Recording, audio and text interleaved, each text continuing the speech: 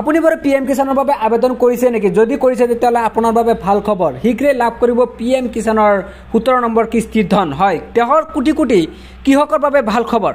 শীঘ্ৰে লাভ কৰিব PM কিষাণৰ 17 number কিস্তিৰ ধন। কৃষি আৰু কৃষক কল্যাণ বিভাগে সকলো ভাৰতীয় কৃষকৰ বাবে PM কিষাণ 17 নম্বৰ কিস্তিৰ তাৰিখ ইতিমধ্যে ঘোষণা কৰিছে। এই আঁচনিৰ অধীনত কিস্তি পাবলৈ আবেদনকাৰীৰ বয়স কমেও 28 বছৰ হ'ব লাগিব আৰু নিৰ্দিষ্ট নথিপত্ৰ থাকিব লাগিব, যেনে আধাৰ কাৰ্ড হিচাপে বাসস্থানৰ প্ৰমাণপত্ৰ, পেন কাৰ্ড ইত্যাদি।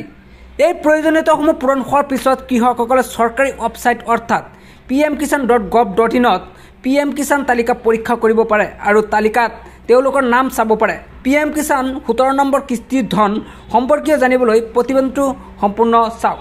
ভাৰতৰ প্ৰধানমন্ত্ৰী নৰেন্দ্ৰ মোদীয়ে এই কাৰ্যসূচীৰ প্ৰাপক কৃষকসকলৰ বাবে এক অতি গুৰুত্বপূৰ্ণ খবৰ ঘোষণা কৰিছে। PM কিষাণৰ 17 নম্বৰ ইনষ্টলমেণ্ট তালিকা শীঘ্ৰে ৰাজহুৱা কৰা হ'ব। কিস্তিৰ তালিকাত নিৰ্দিষ্ট পৰিমাণৰ ধন লাভ কৰাৰ কথা থকা সকলো যোগ্য কৃষকৰ নাম সন্নিৱিষ্ট কৰা হ'ব।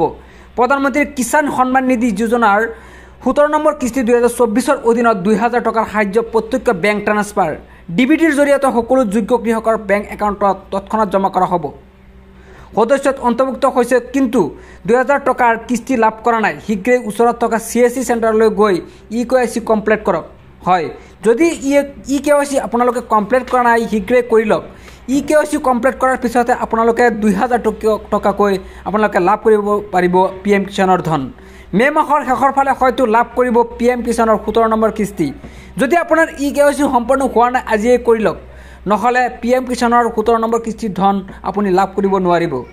আপোনাৰ হাতত থকা মোবাইল ফোনেৰে বা স্মাৰ্টফোনেৰে আপুনি আপোনাৰ KYC কমপ্লিট কৰিব পাৰিব।